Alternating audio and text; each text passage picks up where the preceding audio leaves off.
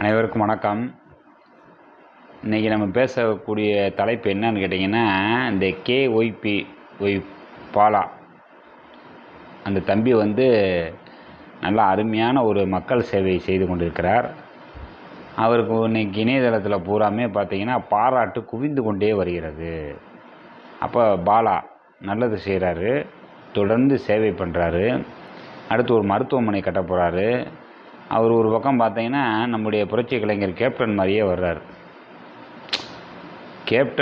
வர்றாருங்க. இதாங்க காரணம். இன்றைக்கி கேப்டன் மாதிரி நிறைய நல்லது செய்கிறாரு. அது திரைத்துறைக்கு போயிட்டார், ஒரு படம் நடிச்சிட்டார். அப்போ படம் நடிக்கிறாரு, நிறைய விழாக்களுக்கு போகிறாரு. அவர் கலைத்துறையில் இருக்கிறனால, சின்னத்துறையில் இருக்கிறனால நிறைய பணம் வருது. அப்போ அதை பூராமே மக்களுக்கு சேவை செய்கிறார். அப்போ அவர் செய்யும் பொழுது இன்றைக்கு சமூக வலைதளம் வந்துருச்சு. இப்போ வலைதளம் வந்தனால அவர் செய்கின்ற உதவிகளை சமூக வலைதளத்தில் வெளியிடுகிறார். அப்போ அது பூரா மக்கள் மத்தியில் போய் சேருது, அவருக்கு ஒரு நல்ல பெயர் கிடைக்கிது. இதுதான். இப்போ அவர் சொல்கிறாரு, நான் யார்கிட்டையும் வசூல் பண்ணிலாம் ரொம்ப செய்கிறது கிடையாது, நான் உழைக்கிறேன், மக்களுக்கு சேவை பண்ணுறேன் அப்படின்னு சொல்கிறார். அப்போ இன்றைக்கி சமூக வலைதளத்தில் ஒரு சில விசமிகள் என்ன சொல்கிறாங்கன்னா,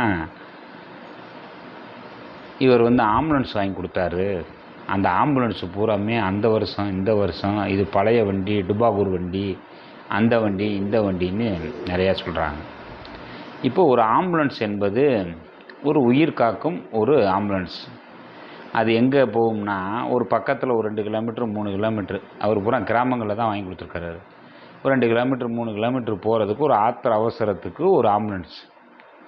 அதே நேரத்தில் இந்த இதுக்கு அது கொஞ்சம் ஒரு பழைய வண்டியாக இருந்தால் தான் என்ன, அதுக்குன்னு புது வண்டியை வாங்கி கொடுக்க முடியுமா? அவர் ஒரு பழைய வண்டியை வாங்கி கொடுத்தாரு. இது 30 வருஷம் பழைய வண்டி, 40 வருஷம் பழைய வண்டி, ஆய்வு, அதில் என்னென்ன குறைகள் சொல்லலாம் அப்படின்னு சொல்லி இன்றைக்கி எடுத்து இந்த நம்பர் சரியில்லை, அது சரியில்லை, இது சரியில்லைன்னு போட்டுக்கிட்டு இருக்கேன். எதுக்கு இவன் பூரா போடுறான்னா, இந்த பாலாவை பற்றி, ஒய் பாலா பற்றி பேசினோம்னா நம்ம பிரபலம் அடைந்து விடலாம் அப்படின்ற நோக்கத்தில், தான் பிரபலம் ஆக வேண்டும் என்ற நோக்கத்தில் பாலாவை இன்றைக்கு ஒரு சில விசமிகள் தான், மக்களுக்கு புறமே தெரியுது, சமூக வலைதளத்தை பார்த்து கொண்டு இருக்கிறவர்கள், சினிமா ரசிகர்கள், சின்னத்திரை ரசிகர்களுக்கு புறமே தெரியுது, நல்ல பாலா அருமையான தம்பின்னு தெரியுது.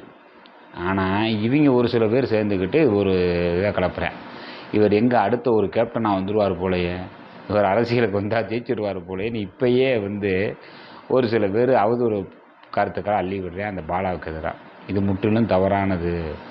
நீங்கள் உதவி பண்ணாட்டினாலும் ஒதுங்கி இருக்கணும். இந்த போன்ற உதவி செய்பவர்களை உதாசீனப்படுத்துவது என்பது முற்றிலும் தவறானது.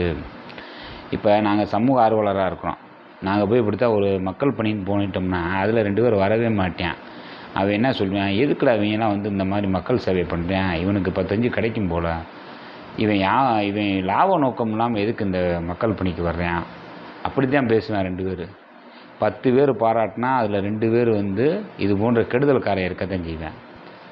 அவனுக்கெல்லாம் பதில் சொல்லிக்கிட்டு நம்ம இருக்கக்கூடாது. பாலா இதுக்கெல்லாம் கடந்து போய்கிட்டே இருக்கணும். அந்த தம்பி அருமையான தம்பி, அவருக்கு நல்ல ஒரு எதிர்காலம் இருக்குது. தொடர்ந்து அவர் மேலே போகணும்.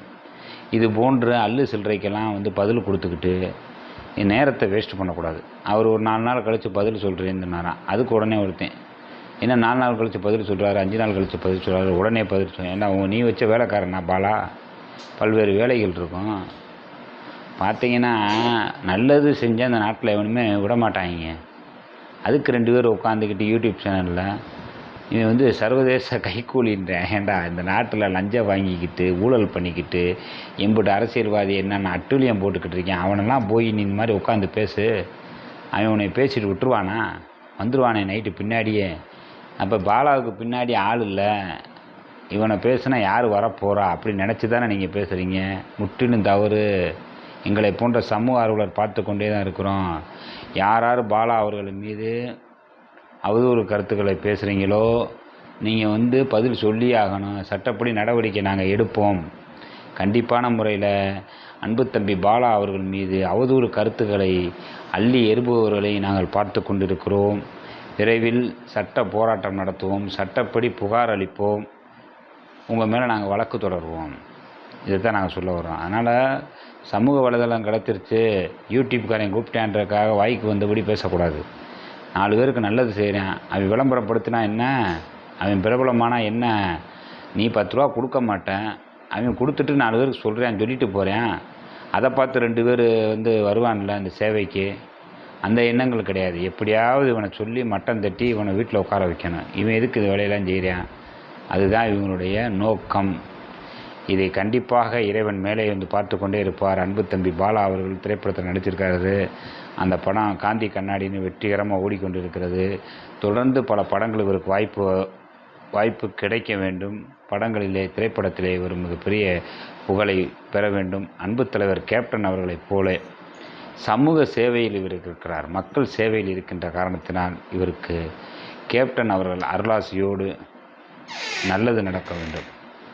எல்லாம் வல்ல இறைவனை வேண்டுகிறேன். பாலா அவர்கள் மீது அவதூறு கருத்துக்களை யார் பரப்பினாலும் அவர்கள் மீது சட்டப்படி நடவடிக்கை எடுப்போம் என்று இந்த நேரத்தில் தெரிவித்துக் கொள்கிறோம். சமூக ஆர்வலர் சங்கரபாண்டியன், மதுரை.